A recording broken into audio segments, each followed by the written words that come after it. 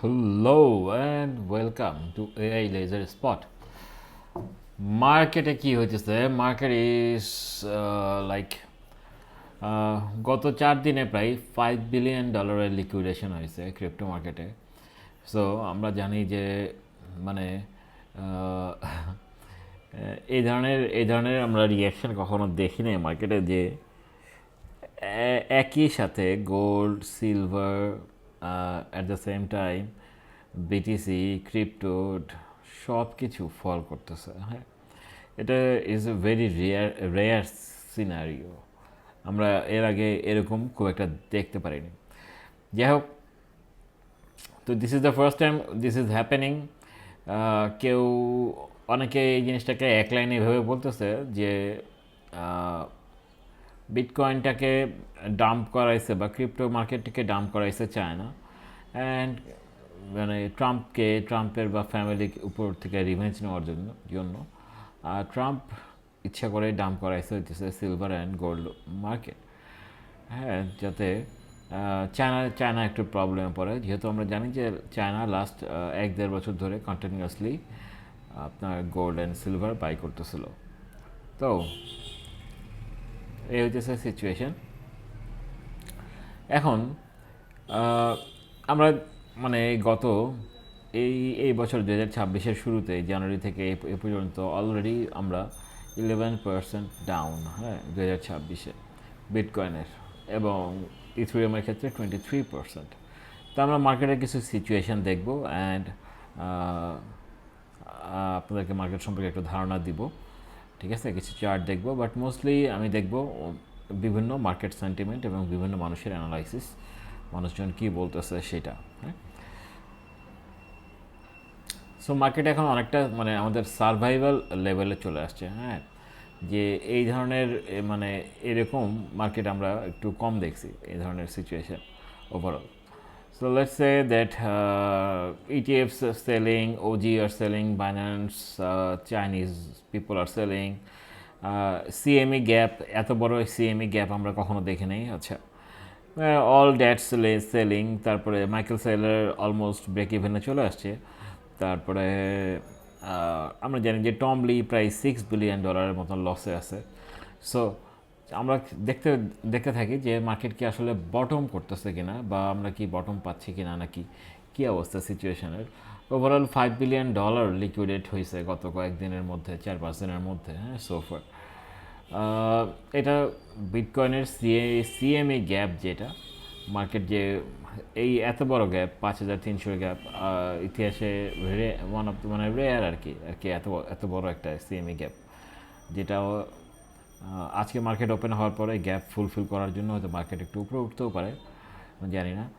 আচ্ছা, এর আগ পর্যন্ত যতবার মানুষ 30% বা 33%-এর সময় বাই করছে ডাউনে, ততবারই মানুষ গেইন করছে। বাট এবার হয় না, এবার অলমোস্ট বিটকয়েন টপ থেকে প্রায় 40% ডাম্প হয়েছে সোফার। বাট স্টিল ইটস মানে it has a chance to go down, right? আজকে রাতে মিটিং আছে, সেটা হচ্ছে ক্রিপ্টো অ্যান্ড আপনার Wall Street banks and crypto leaders set to meet in Washington with landmark clarity act. Clarity অ্যাক্টটাকে আর একটু ফাস্টার গতিতে মানে এটা একটা যেন সলিউশন আসে, সেটার জন্য আজকে রাতে একটা মিটিং আছে। সো এটা মিটিংয়ের আপডেট আমরা জানবো আগামীকালকে সরি। অ্যান্ড আজকে আরও কি আছে, আজকে আইএসএম মানে ম্যানুফ্যাকচারিং পারচেজিং ম্যানেজার্স ইন্ডেক্স, এটা দেখবো। ইট ইজ ইউজুয়ালি 50-এর উপরে যদি আসে, that is very good for us. মানে ইউজুয়ালি 50-এর উপরে ইজ বেটার। হ্যাঁ, 50-এর নিচে ইটস নট গুড।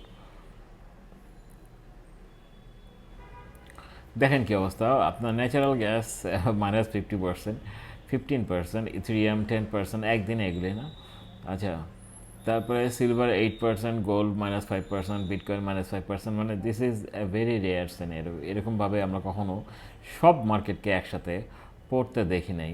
তার রিজন আছে, রিজনটা আমি এক্সপ্লেইন করব। এখানে আগে অন্য মানুষের কথাও আমি শুনে নেই আগে কী বলতেছে।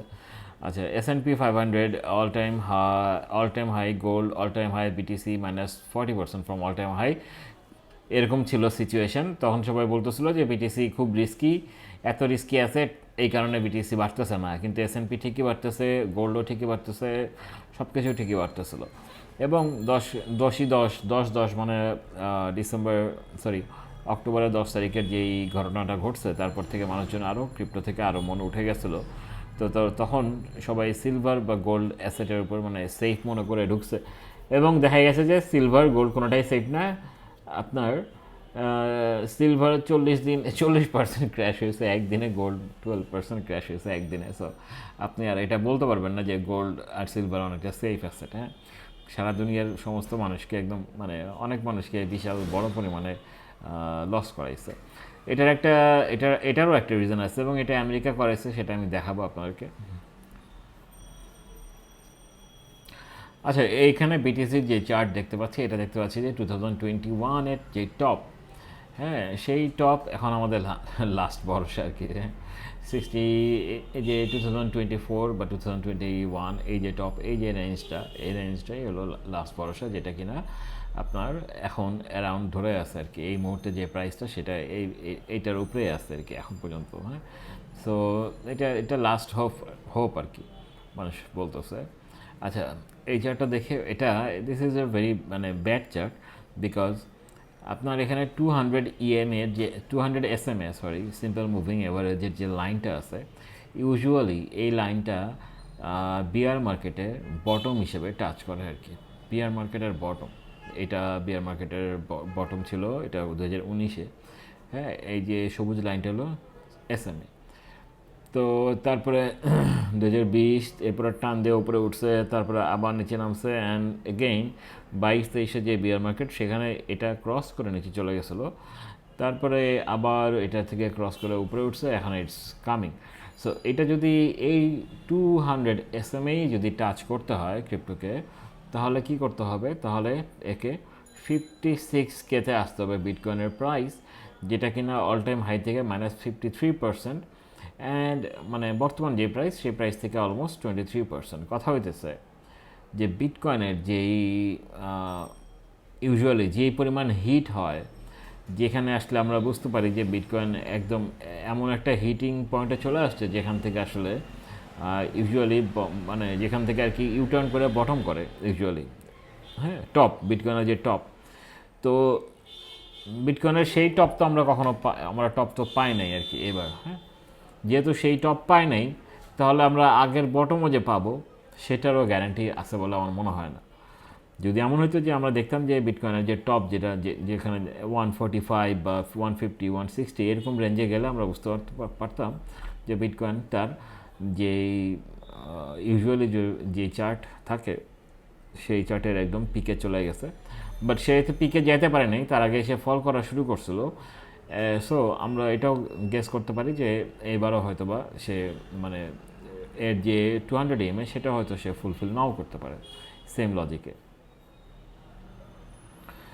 প্যারালাল চার্ট, যেটা আমি পছন্দ করি, যে প্যারালাল চার্টে দেখা যাচ্ছে যে কেউ একজন বানাইছে প্যারালাল চার্টটা, তো সেখানে সে বলতেছে যে bottom bottom bottom, and this bottom is also saying that it's like around 59 থেকে 63K-এর মধ্যে, এটা হলো ওয়ান কাইন্ড অফ বটম।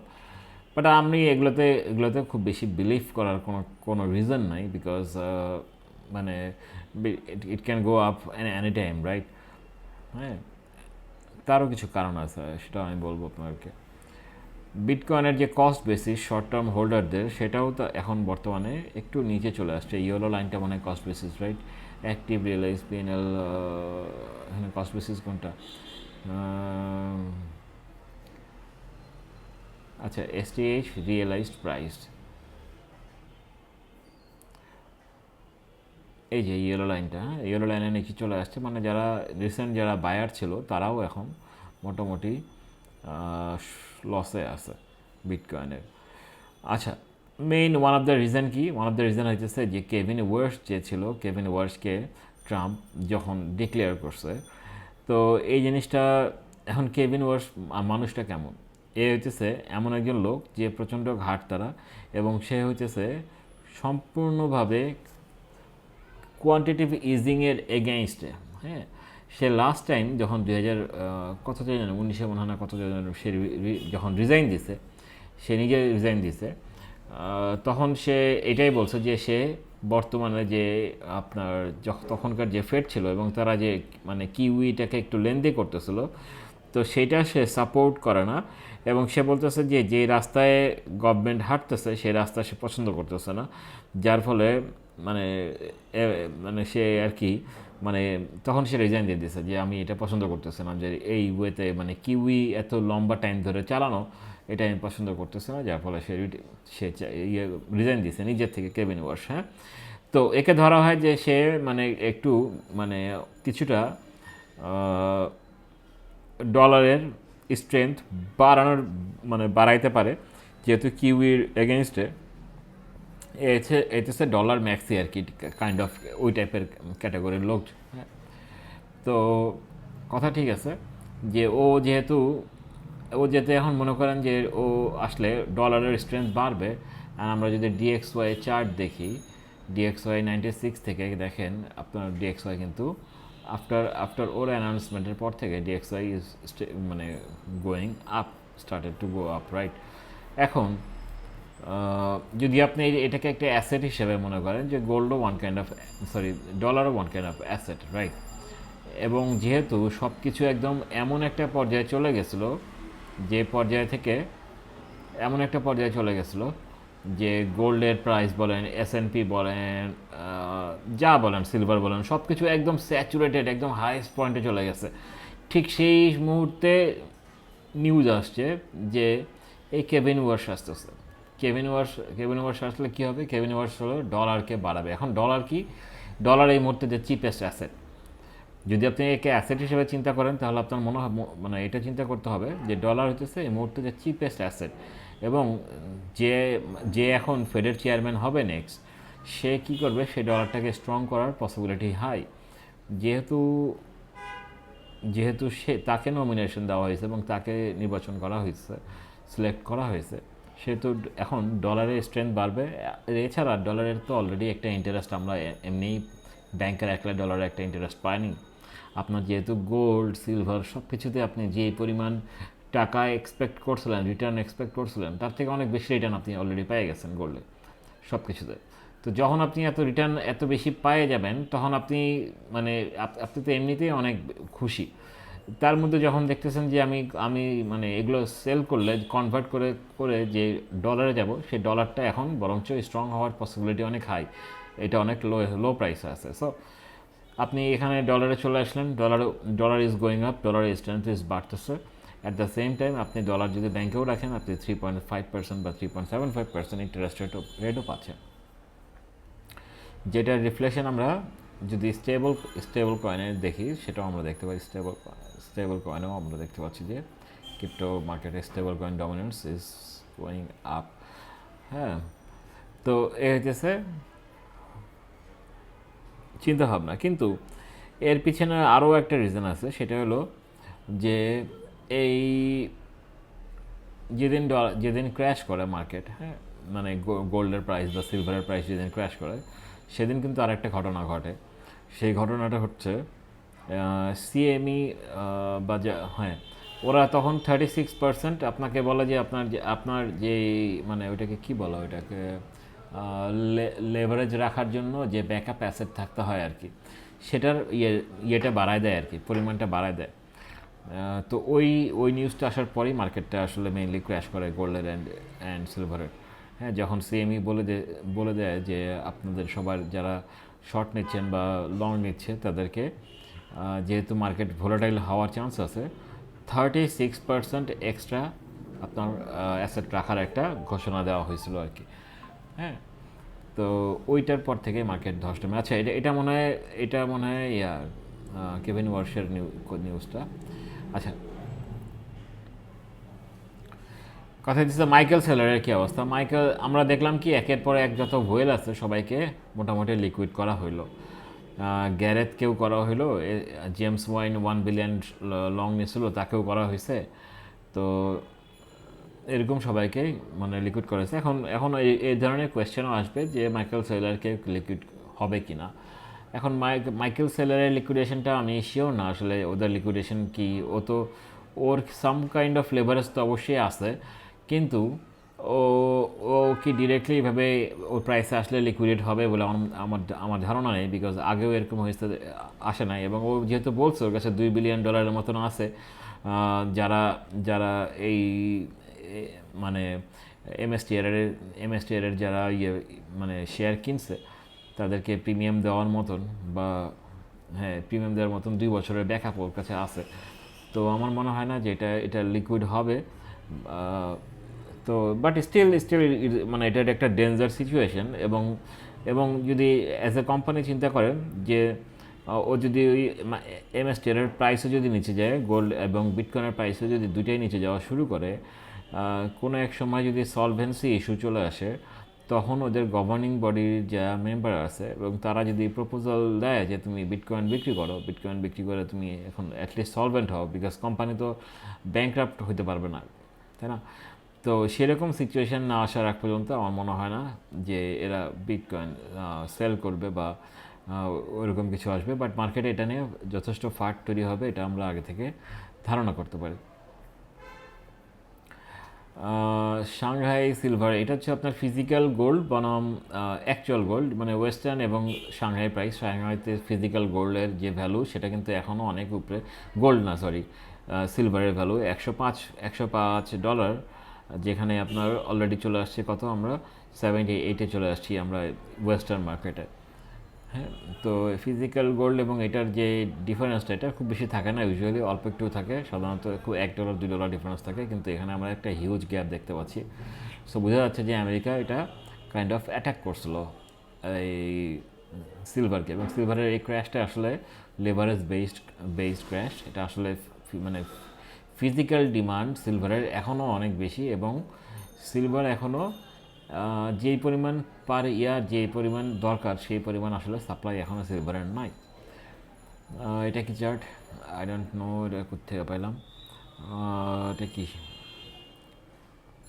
ও আচ্ছা আচ্ছা, দিস ইজ এটা কোনো একজন লোকে দিছে মনে হয়, হাইপ সিসি পাম্প। আচ্ছা, ক্রিপ্টোর একটা বড় প্রবলেম কি জানেন? ক্রিপ্টোর একটা বিগ প্রবলেম হতেছে এই আমাদের এই এআই যেটা আসছে মার্কেটে, হ্যাঁ। বিকজ এআই আসার পর থেকে যেটা হয়েছে যে আপনার মাইনিং হ্যাশ রেটও অনেকখানি কমে যাচ্ছে দিন দিন। এটা নিয়ে মনে হয় আমি একটা রিপোর্ট জেনারেট করছিলাম মার্কেটে কোনো এক জায়গায়। লেটস সি,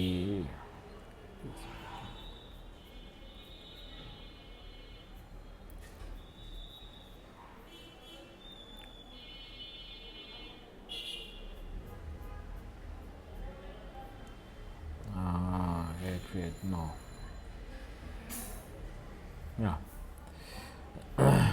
টোটাল হ্যাশ রেটের হিউজ ডিক্লাইন এসেছে 101K থেকে নিয়ে। এটা কি, এই যে হ্যাশ রেট, এই হ্যাশ রেটের যে ডিক্লাইন মার্কেট প্রাইস ইউএসডি। আচ্ছা আচ্ছা,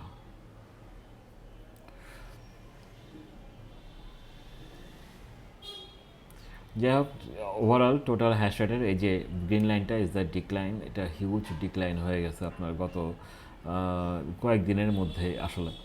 হ্যাঁ, হ্যাশ রেটের ডিক্লাইনের পিছনে মেইন রিজন কি? মেইন রিজন হচ্ছে যে এই আপনার এআই, মানে আপনার যদি ডেটা সেন্টার ক্রিয়েট করেন, আসলে হ্যাশ রেট মেশার যাই বলেন সব কিছুই কিন্তু ইলেকট্রিসিটি বিলের এগেনস্টে মেজার করা হয়। ক্রিপ্টো প্রফিটেবল, মাইনিং করা প্রফিটেবল নাকি প্রফিটেবল না, সব কিছু ডিপেন্ড করে যে আপনি এই মানে আপনার মানে আপনার কীরকম বিদ্যুৎ বিল খরচ হচ্ছে তার উপর ডিপেন্ড করে। হ্যাঁ, কিন্তু বর্তমানে দেখা যাচ্ছে যে যেই পরিমাণ বিদ্যুৎ বিল খরচ হচ্ছে আপনার একটা বিটকয়েন মাইন করতে, তার থেকে যদি আপনি এআই ডেটা সেন্টার ক্রিয়েট করেন, তাহলে সেটাতে মানে প্রফিটেবলও বেশি, আবার আপনার খরচও কম। এবং সবচেয়ে বড় কথা হইতেছে যে হার্ডওয়্যার, এই হার্ডওয়্যারগুলোই অনেক মানে একটু বেশি লং লাস্টিং করে আর কি, 2-3 বছর। কারণ ক্রিপ্টোতে কি হয়, ক্রিপ্টোতে আপনি যে মাইনিং মানে বিটকয়েন যে মাইনিং করার জন্য যে হার্ডওয়্যার, এই হার্ডওয়্যার এত র্যাপিডলি আপগ্রেড হইতেছে মার্কেটে যে আপনি 2 বছর আগেকার হার্ডওয়্যার দিয়ে এখন যদি মাইনিং করেন তাহলে আপনি প্রফিটেবল থাকতে পারবেন না। তাহলে 2-3 বছরের মধ্যেই আপনাকে হার্ডওয়্যারগুলো সব চেঞ্জ করতে হচ্ছে। এদিকে দেখা যাচ্ছে যে র্যামের দাম বেড়ে যাওয়া, মেমোরির দাম বেড়ে যাওয়ায় এআই মানে যেসব আপনার মানে আপনার যেসব গ্রাফিক্স কার্ড বা আপনার এআই রিলেটেড যে কার্ডগুলি আছে, হ্যাঁ, H1 বা আরও নতুন যেগুলো আসছে, সেই কার্ডগুলিতে এখনও আরও কয়েক বছর সময় পাওয়া যাবে আর কি। হ্যাঁ, এবং সেগুলোতে যথেষ্ট এআই ডেটা সেন্টার করা যায় এবং সেখানে আপনার প্রফিট বেশি, সব কিছু বেশি। সো যে মাইনিং কোম্পানিগুলি আছে তারা কিন্তু আস্তে আস্তে অনেকখানি ডাইভার্ট হয়ে গেছে, অনেক বেশি, অনেক। আগে ছিল 50-50 এক সময়, এই 2023 থেকে তারা শুরু হয়েছে, 2024-25-এর মধ্যে 50-50, এখন দেখা যাচ্ছে যে 60-40 বা 70-30 চলে আসছে। তারা 70% এআই ডেটা সেন্টার এবং 30% তারা মাইনিং করতেছে। তো এটা একটা একটা ইস্যু আর কি, ওয়ান কাইন্ড অফ ইস্যু। হ্যাঁ, এখন করণীয় কি? করণীয় হইতেছে দুই রকম মানুষ আছে, সরি, আচ্ছা, হুম, দুই রকম মানুষ আছে। একটা হচ্ছে বাই দ্য ডিপ, এই যে একজন লোক বাই এ চিন্তা করছে যে সে ডিপ বাই করছে, তারপর আরেকজন আছে সে বলতেছে ওর পিছনে এ আরও ডিপ বাই করছে, এ আরও ডিপ বাই করছে, এবং এদের পেছনে কিন্তু এই যে এই ব্যাটা আছে, এই ব্যাটা আবার আরও ডিপ বাই করছে, তারপরে আবার এ আছে, এ আরও ডিপ বাই করছে। তো এরকম ডিপ করা, ডিপের শেষ নাই, deep deep deep deep deep deep করতে করতে আপনি অবস্থা খারাপ হয়ে যাবে। সো করণীয় কী? করণীয় হইতেছে যেটা আমি বলি আপনাদেরকে সবসময়, আগেও বলে আসছি, this is what I call buy the dip. হ্যাঁ, আপনি যাবেন উপরে, ট্রেন লাইন ধরে ধরে যাবেন, সহজ স্ট্র্যাটেজি একটা আছে, 21 ডে ইএমএ, এটা একটা সহজ স্ট্র্যাটেজি। তো এইটা ফলো করেও যদি আপনি এগুলো, এইটা বরঞ্চ buy the dip better, better buy the dip, হ্যাঁ, because it's going up trend. এবং এটা এটা হলো প্রুভেন্ট, মানে আপনার প্রফিটেবল একটা স্ট্র্যাটেজি। এমন না যেটা মানে আমি খুঁজেছি, এরকম কোনো কিছু না, এটা একটা প্রুভেন, এর আগে বহুত মানুষ এটা ফলো করছে অ্যান্ড এটাতে প্রফিটেবল হয়েছে আপনার, বিকজ আপনি বাই দ্য ডিপ করতে করতে কোন জায়গায় যায় বিটকয়েন শেষ হবে আপনি জানেন না। So you never know. So আপনি ওই ওই পলিসিতে যাবেন না। তাহলে মার্কেটে এখন উপায় কি টিকে থাকার, মানে কোন প্রজেক্টে থাকবেন তাহলে আপনি? প্রজেক্ট খুব অল্প আছে আমাদের হাতে, প্রজেক্ট খুবই অল্প আছে। তার মধ্যে আমরা দেখতে পাচ্ছি যে আমাদের মার্কেটে এই মুহূর্তে অ্যাকচুয়ালি স্টিল,